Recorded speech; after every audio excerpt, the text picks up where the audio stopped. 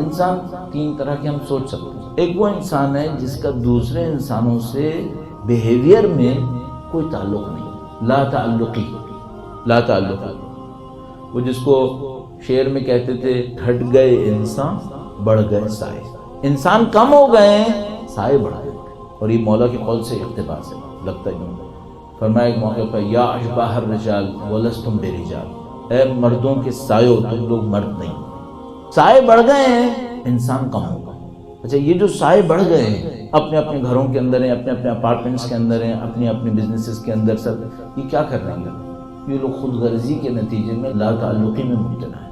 ان کو دوسروں سے کوئی غرض نہیں. اپنے گھر یہ ہو رہا ہے، اپنی فیملی ایسی ہے، اپنے بچے ایسے ہیں، میں ایسا ہوں، باقی کیا ہے؟ یہاں بھی نعوذ باللہ تعالیٰ وہ جو مشہور جملہ ہے، میں نے کوئی ٹھیکہ لیا، میں کیوں سوچوں، مجھے کیا؟ ایک انسانوں کی یہ کیٹیگری ہے. یہ اہل بیت سے شباہت رکھتے ہیں کچھ؟ کہاں کی شباہت؟ وہ ایسے تھے. ایک اور کیٹیگری اس سے بدتر ہے. وہ کیا ہے؟ ہر وقت کسی کی کاٹ میں ہے. اچھا تم ایک گاڑی چلا رہے ہو، تم اپنی گاڑی چلاؤ، یہ تمہارے دماغ میں کیوں آ رہا ہے کہ دوسرے بھی دیکھیں کہ میں کیا کر رہا ہوں؟ دوسروں کو کیوں ذلیل کر رہے ہو؟ تم نے ایک گھر بنایا ہے، اس بات کو کیوں سوچ رہے ہو کہ دوسروں کے سامنے ایسا رہے؟ کیوں؟ اچھا یہ ہمارا کلچر بن گیا ہے، اڈاپٹ کیا ہم نے. مثلا فلاں لباس اگر آپ نے پہنا تو آپ ہی محفل کی زینت بن جائیں گے. تو آپ نے کس لیے خریدا یہ لباس؟ دوسروں کو دکھانے کے لیے. اس کا مطلب آپ دوسروں کو چھوٹا کرنا چاہتے ہیں. کیوں کر رہے ہو؟ گاڑی کے ذریعے، کپڑے کے ذریعے، گھر کے ذریعے سے، تعلیم کے ذریعے سے، طاقت کے ذریعے. کیا ہے یہ؟ دوسروں سے کیا غرض ہے تمہیں؟ پھر تو تم سے بہتر لا تعلق تھا، کوئی غرض نہیں تھی اسے. تمہیں تو غرض ہے اور نیگیٹو غرض ہے، تم چھوٹا کرنا چاہتے ہو دوسروں کو. دو کیٹیگری میں یہ شبیہ ہے اہل بیت سے. کون شبیہ ہے؟ کس کے اندر شباہت ہے؟ اس کے اندر شباہت ہے جو ہر وقت یہ سوچے میں دوسروں کو کیا دے سکتا ہوں. ہاں یہ شباہت ہے، یہ شباہت ہے. وہ آدمی جو کہہ رہا ہے میں دوسروں کو چھوٹا کر کے دکھاؤں، وہ آدمی جو کہہ رہا ہے میں دوسروں سے کچھ گھسیٹ لوں، اینٹ لوں، ان میں کوئی شباہت نہیں ہے. تم نمازیں پڑھو، تم دعائیں پڑھو، تم کچھ بھی کرتے رہو، تمہارے اندر کوئی شباہت نہیں آئے گی. یہ کہاں کی شباہت ہے؟ البتہ نمازیں، دعائیں اور سب کچھ پڑھتے رہو تاکہ انشاءاللہ اس مصیبت سے جان چھوٹ جائے. نہیں کہ پڑھنا ہی بند کر دے کہ چونکہ میرے اندر یہ غلطی ہے لہذا میں چھوڑ رہا ہوں. نہیں، پڑھتے رہو اور اللہ سے دعا کرو تاکہ اس مصیبت سے جان چھوٹے کسی طریقے سے. تو ایک وہ ہے جو کہتا ہے میں لا تعلق، البتہ کہتا نہیں ہے، یعنی کرتا ایسے ہے. کہتے تو سب اچھا ہی ہیں، سب جو ہیں وہ عیدی ہیں. کہنے میں کیا ہے؟ کہنے میں تو سب یہی کہیں گے بھائی ہم انسانیت کے لیے کام کر رہے ہیں. تو بھائی کہاں کی انسانیت؟ کہاں کا کیا کام کیا انسانیت؟ ایک دفعہ کچھ کام کر کے میں نے حاتم طائی کی قبر پہ لات مارنی ہوتی ہے. کیوں؟ تاکہ میرا دل مطمئن رہے کہ میں بھی بڑا سخی انسان ہوں. پہلے 100 روپے دیتا تھا جب کمائی 1000 تھی، اب کمائی کروڑ ہو گئی، اب کتنے دیتا ہوں؟ اب 500 دیتا ہوں. دھوکہ دے رہے ہو خدا کو، دھوکہ دیتے ہو. 500 تو دے رہے ہو، 5 ٹائمز تو ہوا ہے. کمائی کتنی بڑی تھی، اس کے پروپورشن میں کیوں نہیں دیتے؟ یہ ہمارے ساتھ ڈرامے ہو رہے ہیں، یہ ہم لوگ اپنے ساتھ کر رہے ہیں. اچھا اب ممکن ہے آپ کہیں گے بھائی اگر میں سب کچھ دیتا رہوں گا تو میں تو کنگلا ہو جاؤں گا. کیا خدا تمہارا احسان اپنے سر پہ رکھے گا؟ کسی کا احسان رکھا ہے اس نے اپنے سر پہ جو تمہارا احسان رکھے گا؟ ہو سکتا ہے کیا؟ میں اور آپ اللہ کے بتائے ہوئے اصولوں پہ چلیں اور دوسرے انسانوں کے لیے کریں تو خدا ہمیں چھوڑ دے گا؟ ہے خدا نے کبھی کسی اور کے ساتھ ایسا کیا ہے جو ہمارے ساتھ کرے؟ خدا تو ہمیشہ ساتھ رہنے کی باتیں کرتا ہے. وَمَن يَتَوَكَّلْ عَلَى اللَّهِ فَهُوَ حَسْبُهُ، جو اللہ پہ توکل کرے تو اللہ اس کے لیے کافی ہے، اس کو کچھ اور ضرورت نہیں ہے. ہم میں نہیں کہہ رہا کہ مثلا میں آج رات اٹھوں سارا گھر بار دوسروں کو دے دوں، یہ تو خدا نے نہیں کہا.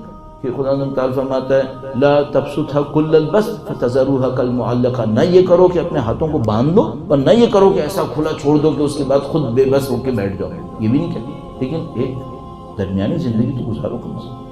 اب تو خیر ہم کیا بولیں، ابھی تو اتنا ہی بولتے ہوئے ڈر لگتا ہے کہ بھائی کم سے کم جو بچا لیا اس میں سے ہی دے دو.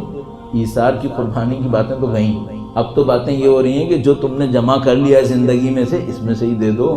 وہ تو خدا جب کہتا ہے کہ خمس دو اور زکوٰۃ دو تو لوگوں کی جان جاتی ہے کہ ہم مولویوں کو اور غریبوں کو کیوں دیں، ہم نے کمایا.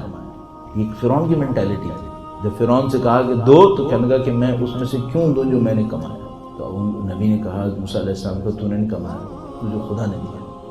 ہمیشہ میں نے جہاں تک مشاہدہ میرا ہے اگر ہمیشہ وہ 100% نہ بھی کروں تو 70-80% تو میرے خیال میں صحیح ہے. جب بھی خدا قرآن کریم میں کہتا ہے دو، آگے پیچھے کہیں نہ کہیں لکھا ہوتا ہے اس میں سے جو میں نے دیا ہے. اس فکر کو ہمارے دماغ سے نکالنا چاہتا ہے کہ ہم لے کر آئے. فرماتا ہے جو میں نے دیا اس میں سے، چونکہ سب کچھ دیا اسی کو. یہ جو دینے کی عادت ہے یہ کس کی عادت ہے؟ کس کی عادت ہے؟ جس شہر میں وہ ہوتے تھے اگر اس شہر میں کسی کو کچھ چاہیے تھا تو انہی کے پاس آئے اور اس کو پتا ہوتا تھا کہ یہاں سے خیر ملے گی، انشاءاللہ بھلائی ہی ملے گی. یہ تو ہم نے پھر بھی کم کر کے آپ کی خدمت میں عرض کر دیا کہ جہاں پر وہ ہوتے تھے لوگ ان کے دروازے پہ آتے تھے. اس سے بڑھ کر تھا، اس سے بڑھ کے کیا تھا؟ راتوں کو نکل کے خود غریبوں تک پہنچتے تھے. اصل تو سنت یہاں پہ تھی. اور جب وہ راتوں کو نکل کے پہنچتے تھے تو یہ بھی پتہ نہیں چلنے دیتے تھے کہ کون آیا تھا. خلوص کو اس درجے تک پہنچایا ہوا تھا. زیادہ مشہور معروف روایت ہے کہ جب مولا کی شہادت ہوئی ہے تو وہ جو نابینا تھا وہ ڈھونڈتا پھرتا رہا کہ کون آتا تھا میرے پاس جو مجھے کھانا کھلاتا تھا. ان کی سنت یہ تھی. اور اس سنت کے اوپر، سنت طاہرہ کے اوپر سالوں سال صدیاں عمل کر کے دکھایا. ہر حالت، اس حالت میں بھی جب معاشرہ قبول کرتا تھا اور ظاہری طور پہ دنیا کے ریسورسز ان کے پاس ہوتا تھا، اور اس حالت میں بھی جب معاشرہ ان کے خلاف ہوتا تھا اور ظاہری طور پہ ان کے پاس کچھ نہیں ہوتا تھا. دونوں صورتوں میں یہ کر کے دکھایا. اچھا اب میں اور آپ شباہت چاہتے ہیں دینے کی ٹھان. یہ جو دینے کی ٹھان لو کیا مطلب ہے؟ ہر وقت یہ سوچو میں کیسے دے سکتا ہوں. اچھا چلو یہ نہیں کر پائے نا، یہ تو بڑی اونچی بات ہو گئی. تو میں اپنے لیے آپ کے لیے ایک چیلنج رکھتا ہوں. برائی مت سوچو، برا مت سوچو، کسی کے لیے برا مت سوچو. آپ کی دکان ہے، آپ کا بزنس ہے، آپ کی جاب ہے، کہیں پر بھی ہے، کسی کے لیے برا مت سوچو. اور وہ ہمارا دماغ کا ایسا ظرف ہے کہ جب برائی نکال لو گے نا تو نورانیت خود بخود آئے گی. آیت اللہ العظمہ عراقی ان کا لقب تھا شیخ الفقہا. فقہا کے استاد کہتے تھے. بڑے بڑے فقہا ان کے شاگرد تھے. آیت اللہ العظمہ عراقی نے ایک انٹرویو دیا ایک دفعہ کسی میگزین کو. اس زمانے میں بہت کم ایسا ہوتا تھا کہ کوئی مرجع تخلیق انٹرویو دے.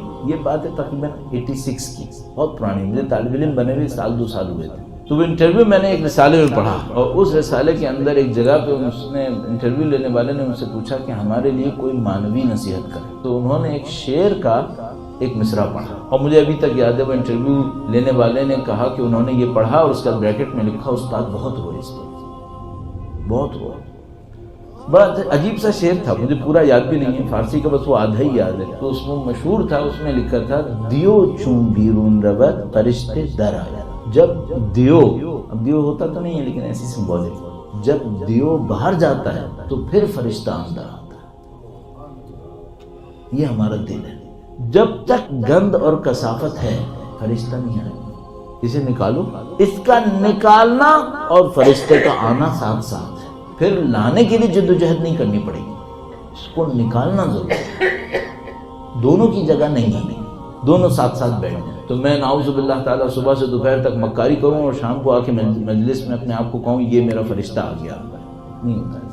ہاں انشاءاللہ یہاں پر ایسی نورانیت ملے کہ کل وہ دیو واپس نہ آ سکے. ہاں یہ ہو سکتا ہے کہ یہاں ایسی نورانیت لے کر جاؤں کہ پھر اس دیو کو نہ آنے دوں، یہ ہو سکتا ہے. لیکن مجھے نکالنا پڑے گا.